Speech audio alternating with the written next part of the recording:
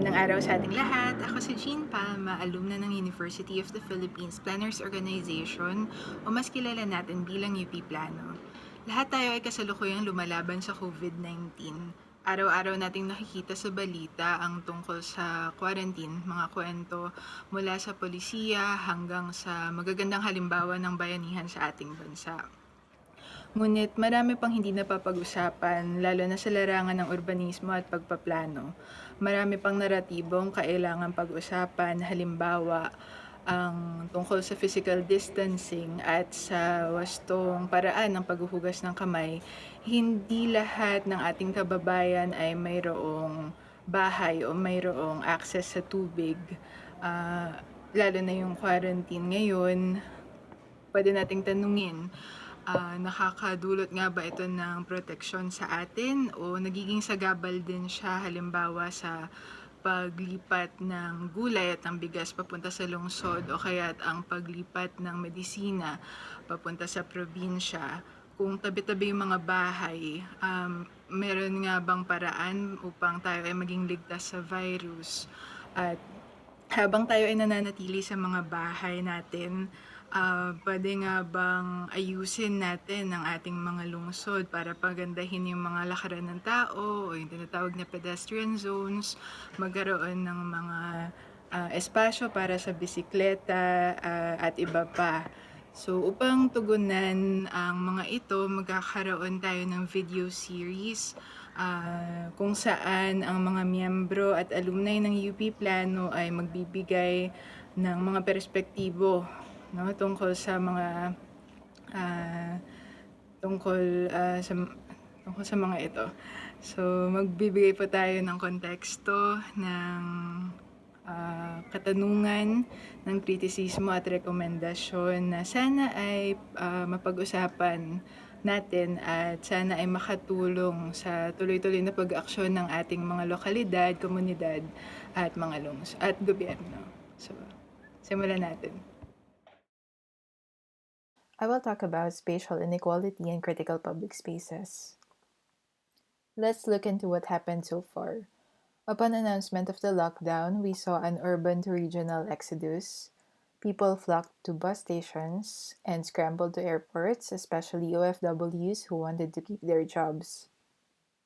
We saw in the quarantine checkpoints how public spaces are very restricted for people to move in. The pandemic also highlighted how some places within our cities really look like. The reality of some families is to live in microspaces, which deprives them of physical distancing. And that's if they have a home at all. Some of our homeless citizens and informal families were arrested or excluded in our response or asked to sell outside the city or to return to provinces when most are simply looking for opportunities in urban areas. Ibon Foundation came up with a very good infographic to show what spatial inequality looks like in Metro Manila. We see how wealthier families who covet more space actually deprive families who cannot afford to be in the city. The constraints on our peri-domestic environment also impacts how we organize our response. Another major issue during the quarantine was how public transportation was disabled, which forced many citizens to walk unfriendly distances. Even medical and health frontliners were stranded during a time. We realize why even without the pandemic, our movement across the metro fails. It's because our infrastructure is designed for cars, not for people. This picture literally shows how most Filipinos go about the city, through walking or by riding motorcycles, and yet spaces are not designed for them. Food security is a major concern right now. This highlights the importance of sustainable neighborhoods. Because we do not have urban farms in cities, there is a necessity to strengthen the linkage between the urban and agricultural ecosystems. We also realize how crucial public spaces are to our everyday life. This affects our movement, our physical and mental health, and our general safety. However, our cities, which have been poorly designed, if at all designed, have conditioned us to think and feel that this hostility is normal. Streets, such as in this photo, do not have enough amenities for a comfortable experience. For example, if you want to wash your hands, is there a public restroom? If you're thirsty, is there a drinking fountain? If it's too hot, do you have shade? If you get tired, do you have anywhere to sit down? These are all absent. Some of our legislation actually treats these important public amenities as a gabble, restricting how we design our immediate environment. Now that we are in the confines of our houses, we realize how our streets are an extension of our living space. This is very common among Southeast Asian countries. Housing typologies are small and survivability takes place where we can interact with communities. This is a very basic concept in understanding local economies and informality. We keep seeing markings in our spaces of interaction. What's actually happening is that we're learning how to organize space in small scales. This practically shows some of the first steps of how we recreate our cities. Let's also look at what worked well. Many things that went right were due to the social networks that the Philippines has. This is ingrained in our culture of bayanihan.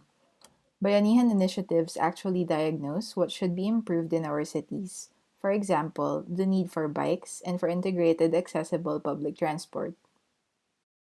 Open spaces that cater to the larger densities were also highlighted in how bagsakan and mobile palenques work. Very, very importantly, we see how disconnected we are from our workplaces. We travel long distances, we battle diabolic traffic every day. Mostly, this is because we cannot afford to be close to where we work. Our cities fail to provide us this factor of livability. All of these things that I mentioned, from inequality to mobility, have long been challenges of our cities, and now more than ever, we realize how this affects us, and it affects cities all over the country. To think about it, we say we're facing the COVID-19 crisis, but for a country such as the Philippines, we have actually always been in a permanent crisis, spatially speaking. The pandemic just exposed what's wrong and what we saw as normal. So, right now, we're in a position to assess what's wrong with our cities, and we have an opportunity to revisit the system. Upon this assessment, we can begin to think about what changes we can introduce so that the aftermath of our pandemic will give us a just urban environment. Things we should think about include affordable housing, transport and mixed uses, humane public spaces, green networks, and strategies to make our cities and neighborhoods more sustainable, such as creating urban farms and gardens. For the immediate response, many communities are very crowded and have limited resources, but they can work with tactical solutions. These are flexible, temporary, cheap, and fast. Some include the use of plastic walls, the distribution of drums for water, putting up clear translated signage, and identification of any safe, open spaces, even within crowded settlements. Here are how neighboring Southeast Asian countries use tactical measures. Myanmar created square stalls for distancing. Indonesia placed signage and trash bins beside portable hand washing stations. And Vietnam provided clear, engaging information and signage in public spaces. How do we begin to transition? We start with the human scale, which is the street. The creation of pedestrian zones is a best practice worldwide that has transformed how cities become more livable. People oriented urban transformation should be in equally shared spaces, not only in malls and not only within existing enclaves of the elite. We actually have pedestrian areas. I took this photo in the Magete in 2019. This is a great start, but we should remember that the point of pedestrianization is to welcome activity, not put restrictions. Try reading the sign to criticize what's wrong and right about this. Now let's move towards the neighborhood scale. Planning theory from way back will tell us how everything we need should be within 15 minutes walking distance: markets, schools, workplace, churches, and parks. The city of Melbourne adapted this principle behind the theory and used it for policy so that they have 20-minute neighborhoods. Let's move to a larger scale. We need to connect our communities. This is what the blue green framework looks like. Paths should connect us to our natural environment, even if we live in dense and urban areas. This framework also allows biodiversity within our cities. On an even larger scale, that blue green framework should be integrated with the transport network. With the pandemic, cities around the world are transforming how they function. For example, Bogota, Colombia created emergency bike lanes for COVID-19. European cities are now moving towards a post pandemic urban transformation. Locally, the group Alt Mobility Philippines is proposing a network on protected bike lanes which can feed into our metropolitan plans. People keep saying that it's impossible to fix our urban landscape because of density. But density in itself can be good or bad, it just needs to be managed. There are ways to do this, such as vertical mixed uses, integration of networks, and provision of affordable housing within cities.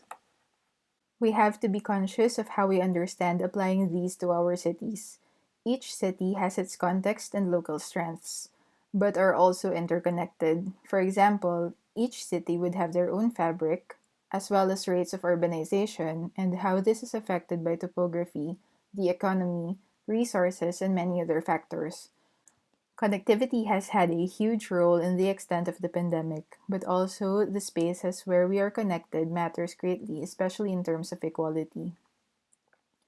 To conclude, what we learned from COVID 19 is that we have a window to revisit our urban system and look into systemic changes. It's also time to pressure our leaders to think ahead, to think with a socio-spatial approach, to listen to narratives of Filipinos, to fund urban and spatial research, and provide and budget for infrastructure, but the right kind, that which supports public life and which benefits everyone, not just those who can afford it. Most of the things I discussed in this video are not new concepts, but are not really dominant in our conversations in the Philippines. Many will say transforming our cities is ambitious, but then it's still possible. Kung gugustuhin, kayang gawin. Kung prioridad at papondohan, mangyayari. So I hope this has been both critical and informative. So thank you for listening. Let's all stay indoors and keep safe. Ingat po tayo lahat.